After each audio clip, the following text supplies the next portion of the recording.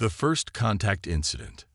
The Galactic Council's military archives held countless records of first contact scenarios, some peaceful, others hostile, but all following the established protocols of civilized warfare.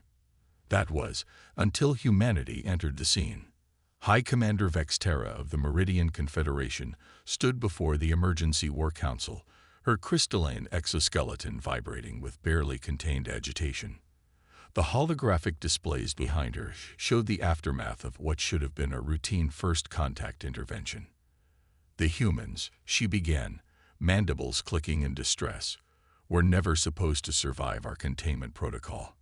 By all strategic calculations, their primitive vessels should have surrendered when faced with our superior numbers. The assembled council members shifted uncomfortably in their suspension fields. The tactical readouts floating before them defied every principle of conventional space warfare they had evolved to respect over millennia. Instead, Vex Terra continued. They turned their cargo ships into weapons. They used mining lasers as offensive tools.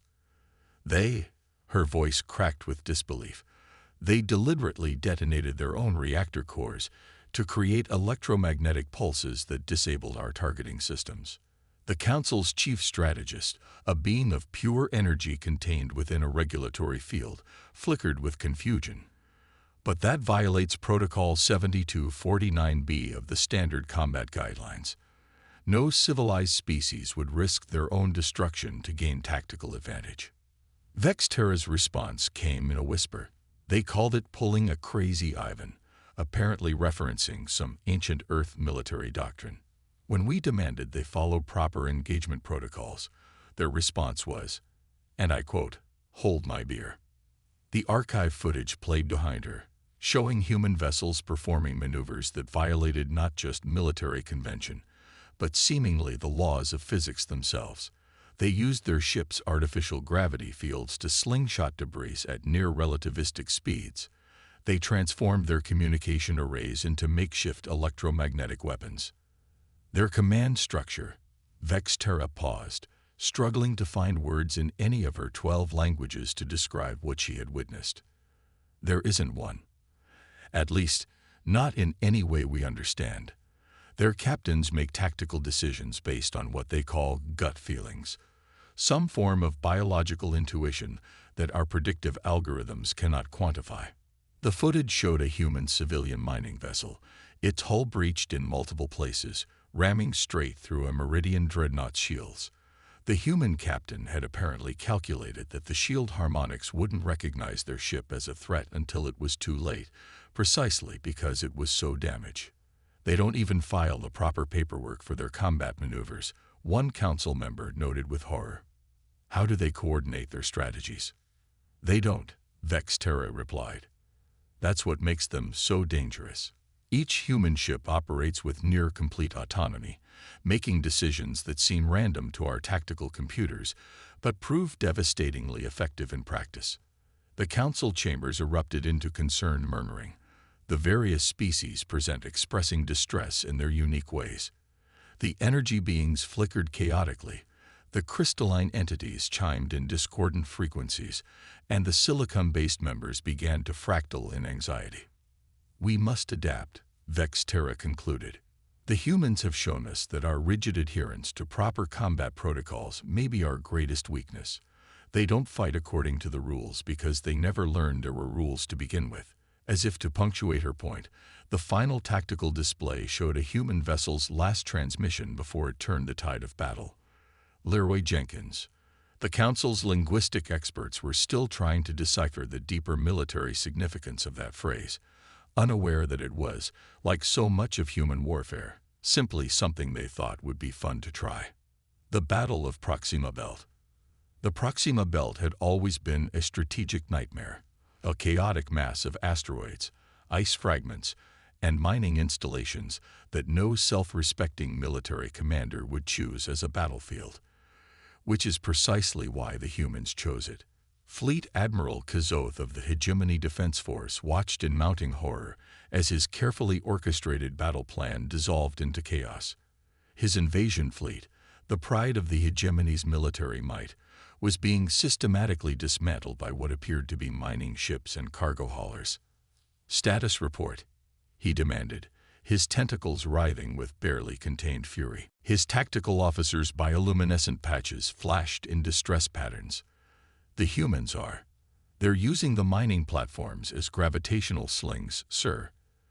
They're accelerating asteroids to use as projectiles. This violates at least 15 different sections of the Strategic Warfare Codex."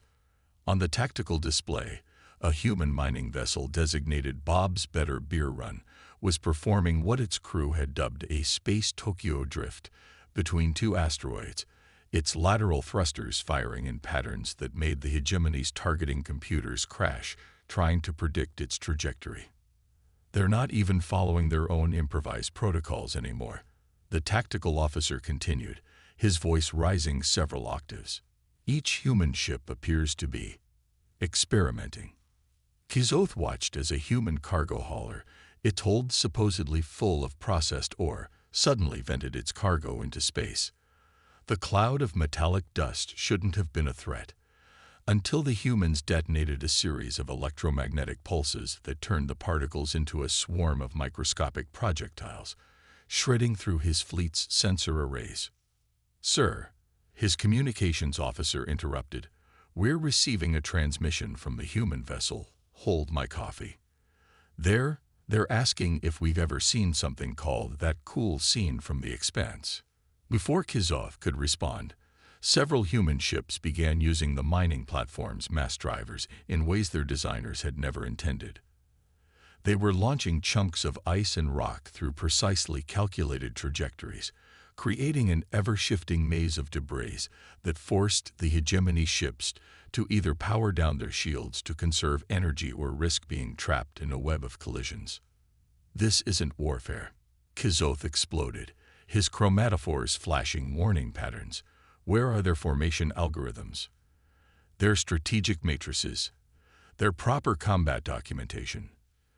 A junior officer, fresh from the academy, tentatively raised a manipulator appendage.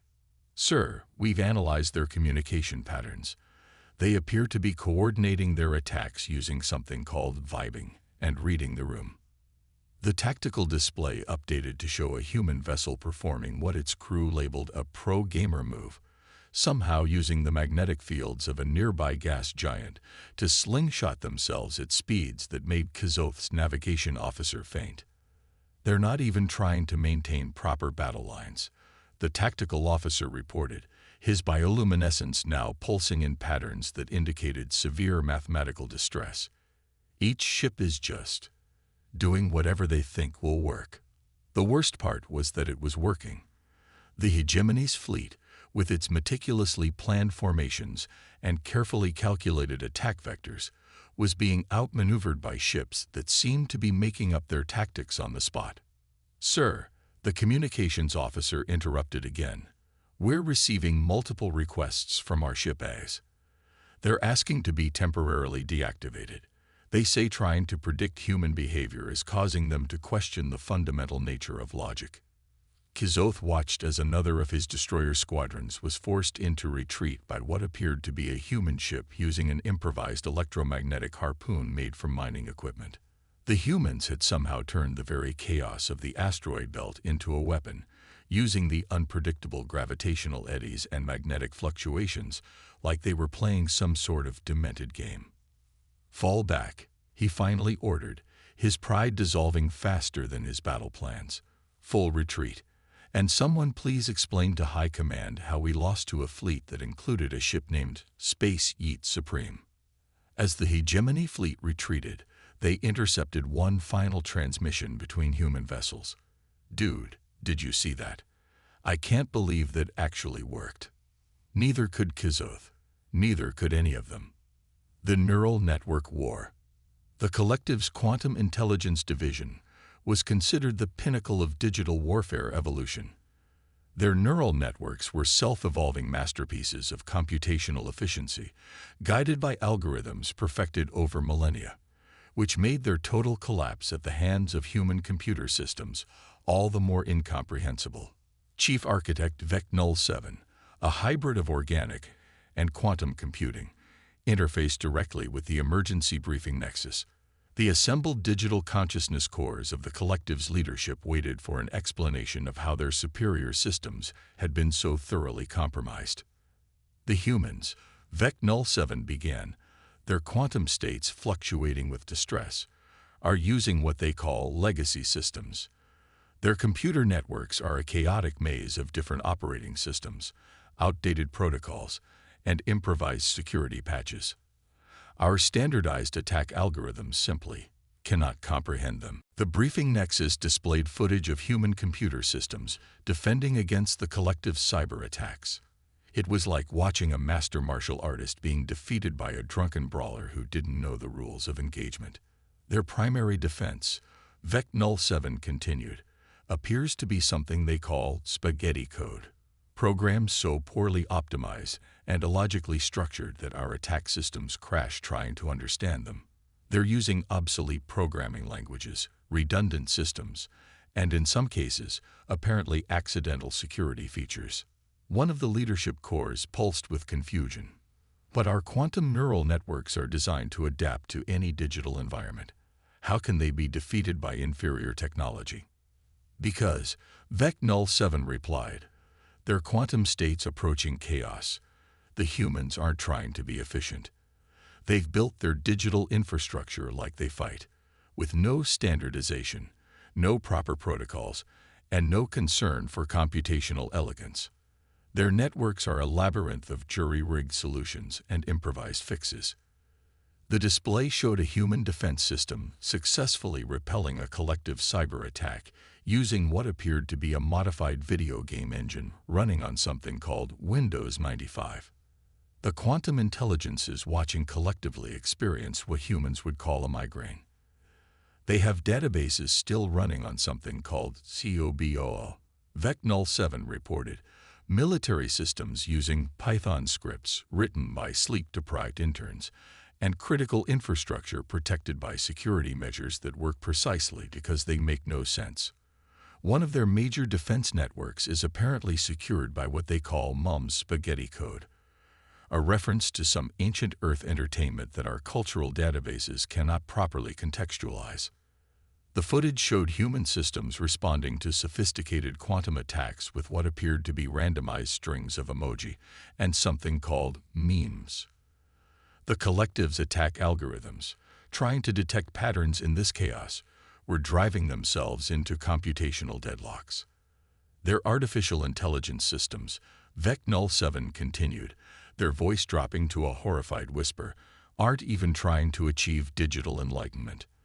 They're just pattern matching, using statistical models. Some of them are still using if-else statements.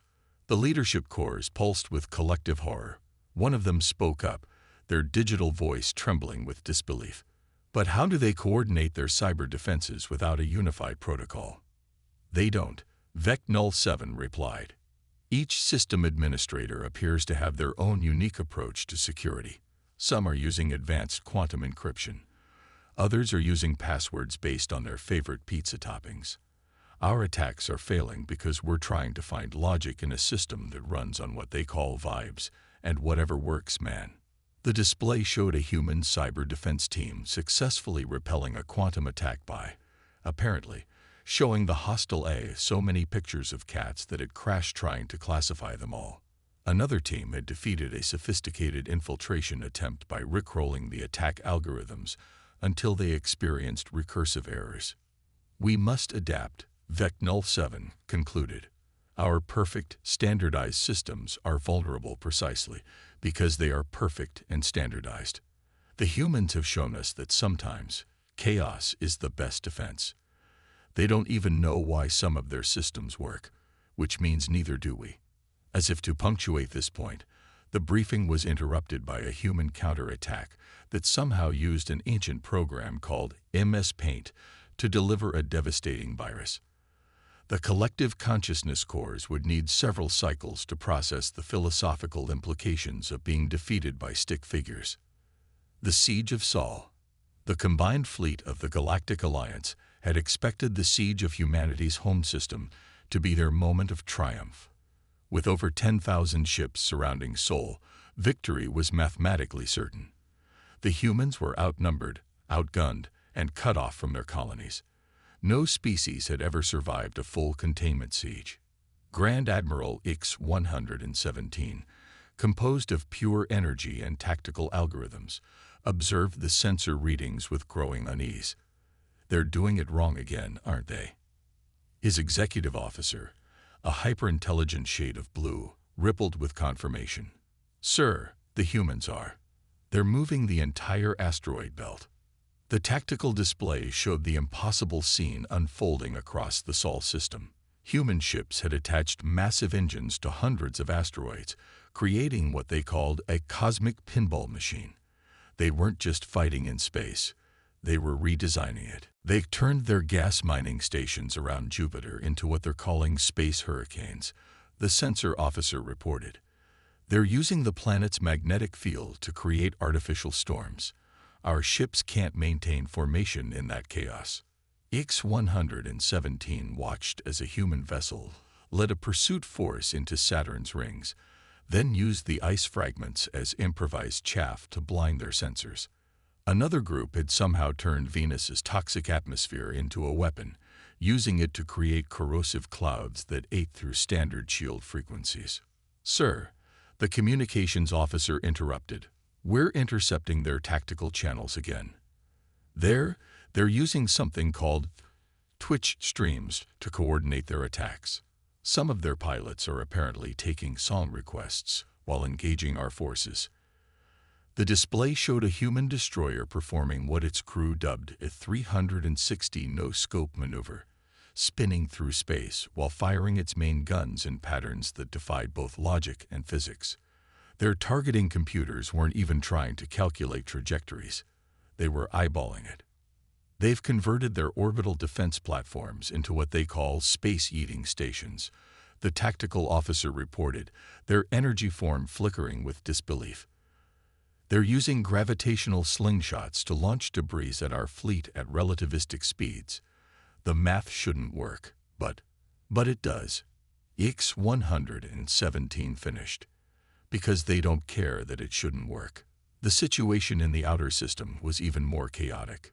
Humans had turned their Kuiper Belt mining operations into a vast trap, using the scattered ice and rock as cover for hit-and-run attacks. They called it space guerrilla warfare, though none of them seemed to know why it was named after an Earth primate. Sir, his strategic advisor pulsed urgently. They're using their solar observation satellites as improvised laser arrays. They're focusing solar energy into weapons. That violates at least 23 regulations about proper military equipment conversion. X-117 watched as a civilian science vessel, supposedly designed for studying solar phenomena, used its instruments to create a targeted solar flare that disabled an entire squadron of Alliance ships. The humans had turned their own star into a weapon. They're not even trying to hold strategic positions, the tactical officer complained. Each defensive sector is just improvising. Some are using their space stations as mobile battleships. Others have turned their shipyards into giant railguns. One group is apparently recreating something called that cool scene from Star Wars. The display showed a human fleet emerging from behind Mars, using the planet's magnetic field to mask their signatures. They had somehow coordinated this maneuver using what they called vibing with the red planet energy. Sir, the sensor officer reported, their voice dropping to a horrified whisper. They're starting to have fun. And that X-117 realized was what made humans truly terrifying. They had turned the defense of their home system into something between a battle and a game, each ship and station competing to find the most creative ways to defy conventional warfare. Full retreat, X-117 ordered, watching as another battle group fell into disarray, trying to predict the unpredictable. And someone please explain to High Command why we're being defeated by a species that's defending their home system with techniques they learned from playing too much Kerbal Space Program. As the Alliance fleet withdrew, they intercepted one final transmission from a human command center. Did anyone get that on video? That was totally awesome. The peace protocols. The Grand Chamber of the Galactic Council had never been so quiet. Representatives from 1,000 species sat in stunned silence as they reviewed the final reports from their failed campaigns against humanity. The humans hadn't just survived, they had fundamentally changed how the galaxy understood warfare. Supreme Counselor ZX-459, their crystalline form dimmed with exhaustion, addressed the assembly. We must accept the obvious. Our traditional approach to warfare is obsolete. The humans have proven that our adherence to proper military protocols has become our greatest weakness. The holographic displays showed montages of human victories. Cargo ships performing impossible maneuvers, mining lasers converted into weapons, computer systems defending themselves with memes, and an entire solar system turned into what humans called the biggest game of space pinball ever. Their statistical impossibility, continued ZX-459, is precisely what makes them impossible to defeat. How do you counter an enemy whose strategy is, by their own admission, making it up as we go along? A quantum intelligence representative flickered with distress. But without proper protocols, how can we maintain civilized warfare? The humans don't even file the correct paperwork for their combat maneuvers. Perhaps, suggested an organic diplomat who had spent time studying Earth culture, that is what we must learn from them. The humans have shown us that true adaptability means being willing to abandon our protocols when they no longer serve us. The chamber erupted into chaos. Orderly, properly documented chaos, but chaos nonetheless. The very idea of abandoning millennia of established military doctrine was almost unthinkable. Almost. They defeated our fleets with mining ships. The ZX-459 reminded them. They repelled our cyber attacks with obsolete code. They turned their entire solar system into a weapon. And they did it all while, as they put it, having a blast. The displays showed human crews celebrating their victories, their ships decorated with what they called kill counts and achievement unlocked markers. They had turned warfare into something between a sport and an art form. We have received their terms for peace, the ZX-459 announced. The chamber fell silent again. They are unusual. The terms appeared on the main display. The humans demanded recognition as a sovereign species, open trade relations, and, most controversially, the right to host what they called space laser tag tournaments in neutral territory. They want to turn combat training into a game, one council member observed with horror. They wish to practice warfare for fun. Precisely, as ZX-459 replied. And that is why they are now conducting joint exercises with some of our younger species. They're teaching them something they call thinking outside the box, though we're still unclear on what box they're referring to. The footage showed human instructors teaching alien crews how to use random trajectory jumps, improvised weapons, and what they called the power of vibing.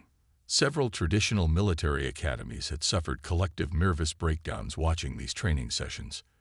We must adapt, ZX-459 concluded.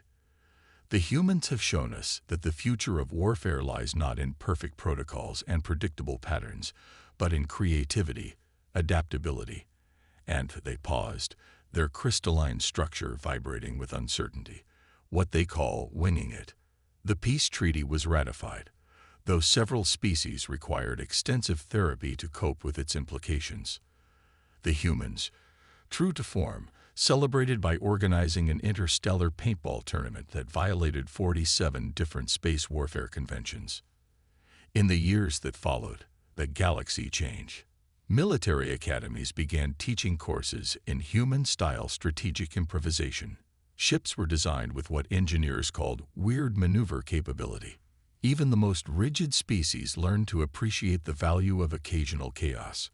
And in the darkness between the stars, potential aggressors learned to fear the simple phrase that now marked human space. Warning: expect the unexpected. The humans, of course, just called it having fun.